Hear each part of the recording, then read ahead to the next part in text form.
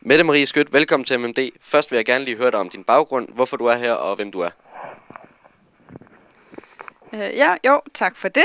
Jeg er uddannet sygeplejerske, og så har jeg en lederuddannelse også, og arbejder som afdelingssygeplejerske på barselsafsnittet på OUH.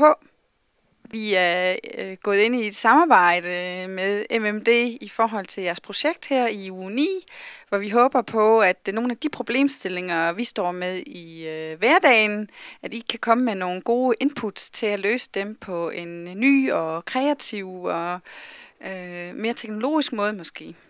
Kan du se, at vi måske kunne få nogle gode idéer ud af det her projekt?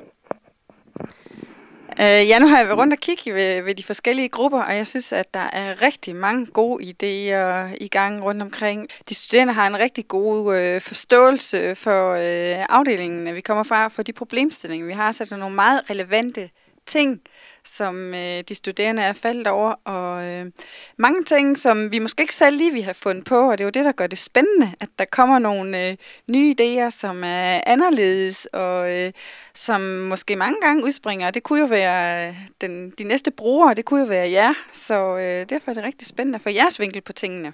I forbindelse med vores projekt vil jeg godt høre dig, hvor meget teknologi egentlig betyder i din hverdag, og om teknologien er noget at frygte på lang sigt. Ja, nu kommer jeg fra et barselsafsnit. Godt nok med kompliceret barsel, men på barselsafsnittet, der bruger vi noget teknologi. Vi har noget til overvågning, men det er meget simpel overvågning. Vi gør meget for at passe på ikke at sygeliggøre nogen, som ikke er syge. Så for meget overvågning, der er risikoen jo selvfølgelig, at man sygeliggør noget eller nogen, som ikke er syge. Kigger man på universitet eller hospital som helhed, så er det klart, at intensivafdelingerne og de mere højspecialiserede afdelinger bruger rigtig, rigtig meget teknologi. Så for os, der fylder det noget i hverdagen, vil jeg sige.